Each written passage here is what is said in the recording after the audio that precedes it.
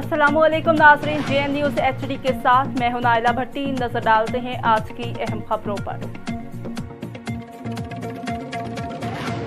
नवाब शाह से हमारे senior reporter Mohammad Afzal Rajput की रिपोर्ट के मुताबिक मिल्लत नवाब शाह में ट्रैक्टर लिमिटेड कंपनी की जानिब से मिल्लत tractors and Motors Nawab Shah पर ज़मींदारों के लिए एक आगाही सेमिनार मुनक्किद किया गया, जिसमें M5 385 4WD ट्रैक्टर की अफादियत के हवाले से ज़मींदारों और काश्तकारों को आगाही फराहम की गई।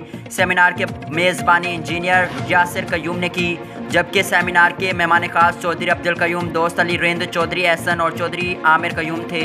इस मौके पर आने वाले ज़मींदारों में चौधरी एहसन, चौधरी इरफान, एहसान अली, जरदारी, अकबर ब्रोही, इमाम बख्श, रईसानी, बाबर जट और रिजवान रेंद्र दीगर शामिल थे।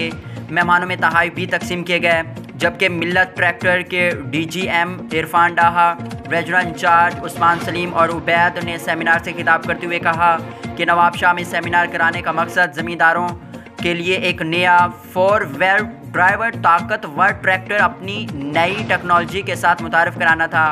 उन्होंने कहा कि ये ट्रैक्टर न सिर्फ कम कीमत में ज़्यादा काम करने की सलाहियत रखता है, बल्कि 10% ईंधन की बचत भी करता है।